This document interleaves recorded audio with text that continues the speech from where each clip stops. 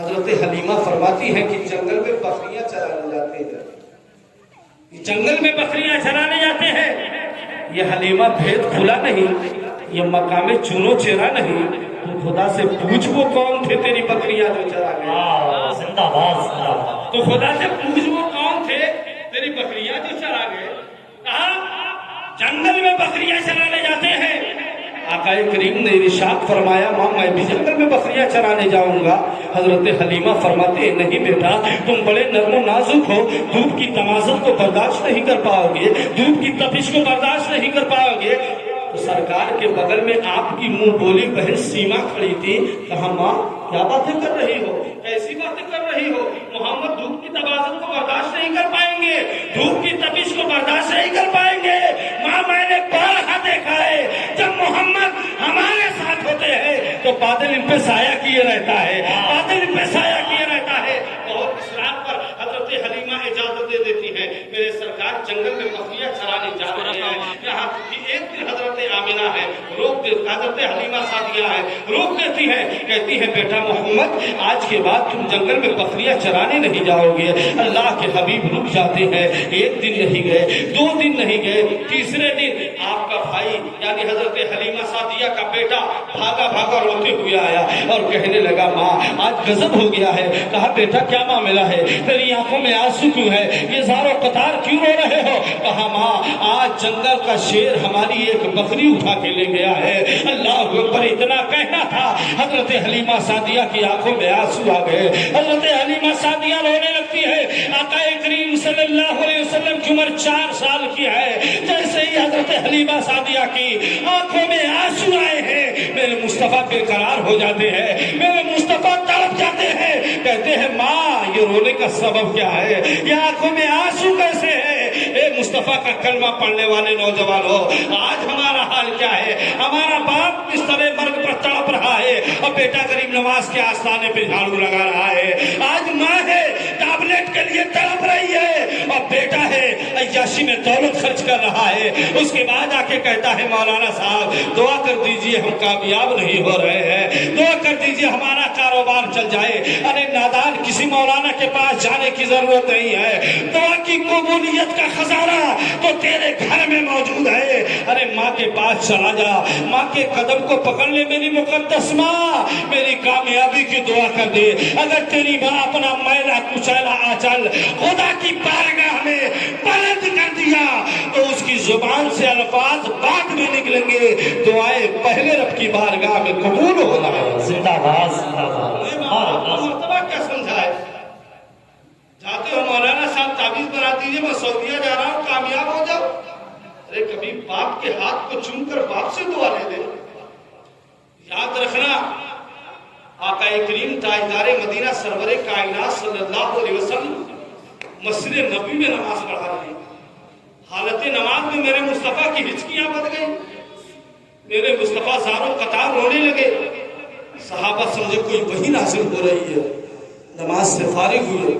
صحابہ نے عرض کیا یا رسول اللہ میرے ماں باپ آپ پر قربان ہو جائیں، حالت نماز میں آپ کی ہچکیاں بڑھ گئی، حالت نماز میں آپ رونے لگے، کیا وحی نازل ہو رہی تھی؟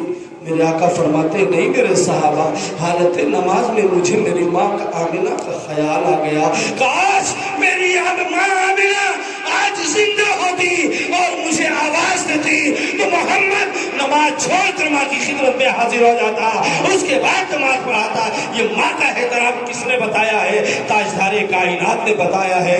جنت کسی پیر کے قدم میں نہیں ہے اور جنت کسی کے ہاتھ پر مرید ہونے میں نہیں ہے، جنت کا پتہ تو میرے مصطفیٰ نے بتایا ہے۔ الجنت تحت اقدام امہات، جنت کہیں اور نہیں ہے، جنت تو تمہاری ماں کے قدموں کے نیچے ہے۔ سبحان اللہ، سبحان اللہ۔ باپ کو راضی کر لے، جنت کے دروازے تیرا استقبال کریں گے۔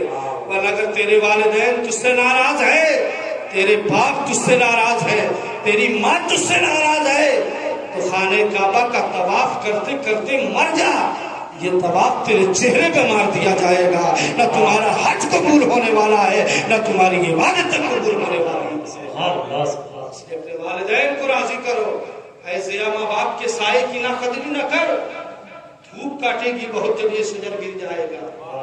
जिंदाबाद। मेरे मुस्तफा बेकरार हो गए। माँ आंखों में आंसू कैसे? कहा बेटा आज जंगल का शेर हमारी एक बकरी उठा के लेके गया है। आकाए करीम की उम्र सिर्फ 4 साल थी, सिर्फ 4 साल। कहते हैं माँ जंगल का शेर हमारी बकरी ले गया, चलो चलो जंगल से बकरी अपनी वापस लेके आते हैं। हलीमा सादिया ने कहा बेटा ऐसा नहीं होता, वो जंगल का शेर है, वो दरिंदा है, चीरने और फाड़ने वाला जानवर है।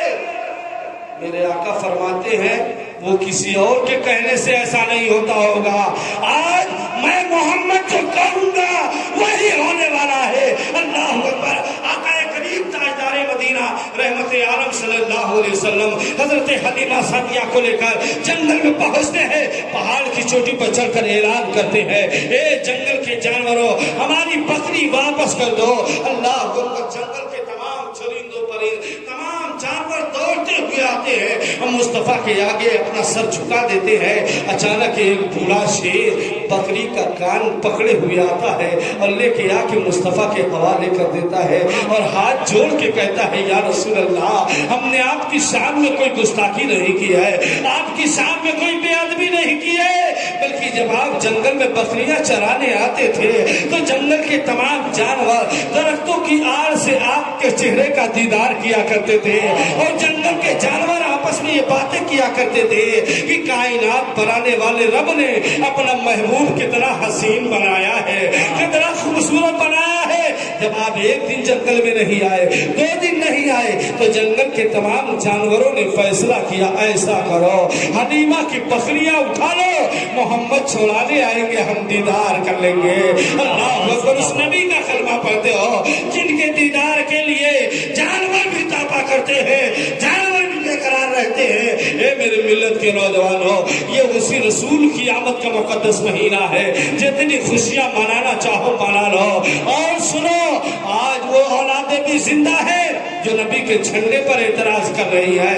दुनिया में मौलिद मनाया जा रहा है, टीचर डे मनाया जा रहा है, कोई एतराज नहीं है, लेकिन अगर आज मुसलमान मुस्तफा डे मना रहा है तो पेट में दर्द हो रहा है। कल मेरे आका की विलादत पर इब्लीस के पेट में दर्द हुआ था, आज मेरे आका की विलादत पर अगर झंडियां लगाई जा रही हैं, झंडे लगाए जा रहे हैं, मिलाद हो रहे हैं, तो आज उनकी औलादों के पेट में दर्द हो रहा है। मिसाल मेरी चहल पहल पर हजारों ईद रबीउल अव्वल सिवाय इब्लीस के जहां में सभी तो खुशियां।